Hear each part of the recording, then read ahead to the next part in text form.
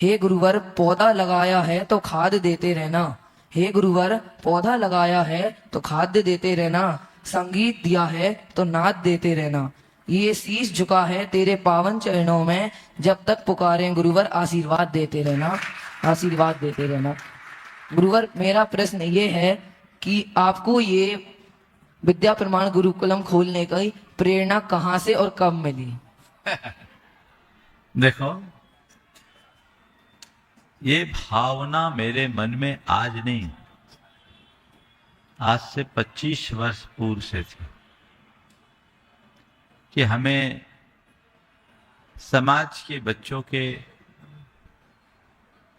अध्ययन के क्षेत्र में लोगों को उत्साहित करना चाहिए। और मेरे मन में शुरू से एक ऐसे मॉडल की भावना थी जिसमें पैसे की बात ना हो, केवल उसके स्तर की बात हो। मन में बात थी, गुरुदेव ने प्रतिभा स्थली की शुरुआत की तो फिर वो चलता रहा।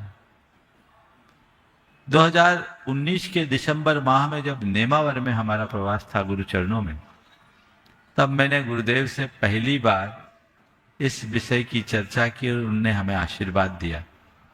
तब से मन में तो था, निमित्त नहीं बैठ रहा था। इंदौर चातुर्मास में भी शिक्षा के क्षेत्र में कार्य शुरू हुआ, पर वहां भी ये भाव मन में नहीं आया कि यहां ऐसा कर सके। पर भोपाल वालों का कुछ ज्यादा योग था कि इस बार के प्रवास में मेरे मन में यह स्वरूप बन गया।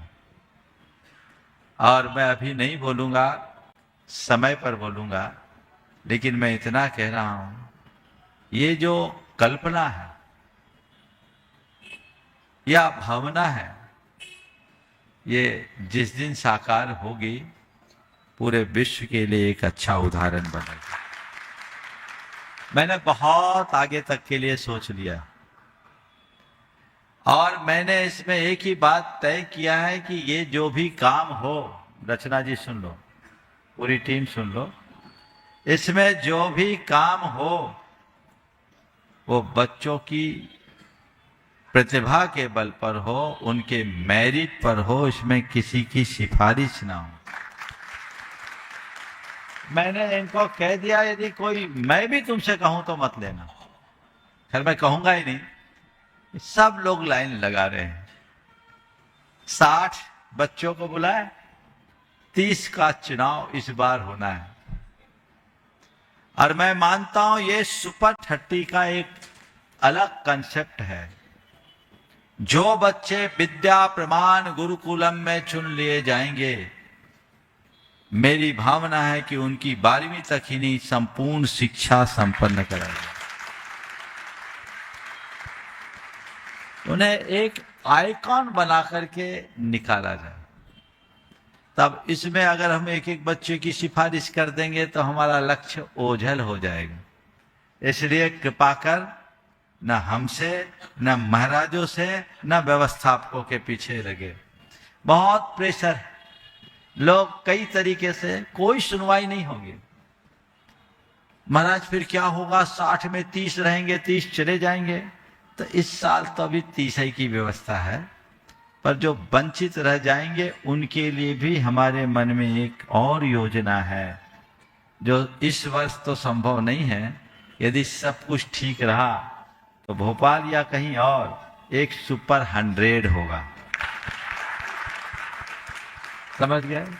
सुपर 100 या सुपर 50 जो भी हो, जिसमें वो बच्चे भी समाहित हो जाए और उसकी एक व्यवस्था हो, ताकि सब स्तर के बच्चों को लाभ मिल सके। भावनाएं सबकी होती है, पर संसाधन सीमित होते हैं। मैं आप लोगों से कहूंगा कि मेरे मन में बहुत भाव है। गुणायतन इस अभियान को गति देने के लिए पूरी तरह प्रतिबद्ध है और पूरे देश के लोगों से मैं कहता हूं, जिस दिन इसकी औपचारिक शुरुआत होगी उस दिन मैं अपनी पूरी योजना आपको बताऊंगा। जो भी लोग इस पुनीत कार्य में अपना योगदान देना चाहते हैं, जरूर दे। ये कोई योगदान नहीं, अपनी भावी पीढ़ी के भविष्य को सुनिश्चित करना है, समाज को आगे लेकर के चलना है। ये कार्य है, ये भावना उसी लिए उत्पन्न हुई और मुझे पूर्ण विश्वास है ये परिणाम जरूर अच्छा देगा।